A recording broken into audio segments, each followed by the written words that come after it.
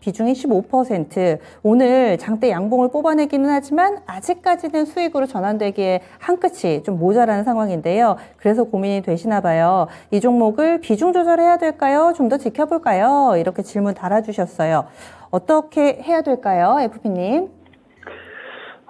제가 이제 말씀드렸던 것처럼 건설주 같은 경우는 사실은 조금 방망이를 좀 길게 잡고 봐야 되는 상황인데요. 특히 이제 대우건설 같은 경우는 뭐 실적에 대한 부분들 충분히 이제 입증을 한 상황이라 볼 수 있을 것 같고요. 특히 이제 그 중에서도 지금 주택이라든지 건축 관련된 부분에서 제가 볼 때는 뛰어난 실적을 좀 올해도 좀 보여줄 수 있지 않을까 좀 생각을 했는데요.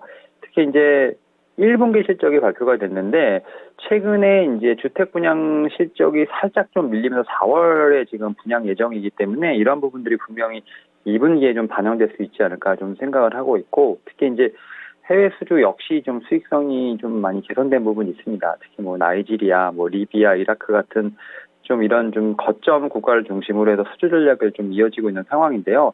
특히 이제 올해 뭐 지금 말에 뭐 체코, 그다음에 뭐 폴란드 원전 같은 경우 뭐 내년이긴 합니다만, 예를 수주 잔고가 좀 많이 늘어날 것으로 보이고 있고, 이에 따라서 저는 이제 분명히 뭐 아직까지는 7,000원을 좀 못 넘고 있는 상황이긴 합니다만 7,500원 정도를 넘어간다고 하면 그래도 한 8,500원 정도까지는 충분히 업사이드가 있지 않을까. 이제 워낙 이제 매물대가 좀 많이 두텁다 보니까 이런 차익 실현을 좀 어떻게 보면 이제 뚫고 올라가야 되는 상황이다 보니까 그런 점에서 한 번에 올라가는 건 쉽지 않다라고 볼 수 있을 것 같은데요.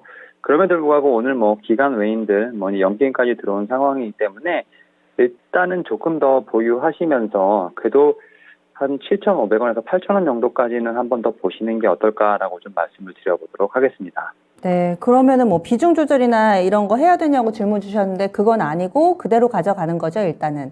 네, 일단은 뭐 15% 네. 말씀하셨으니까 일단은 좀 보유하시면서 좀 수익 극대 관점으로 보시는 게 어떨까 좀 말씀을 드려보도록 하겠습니다.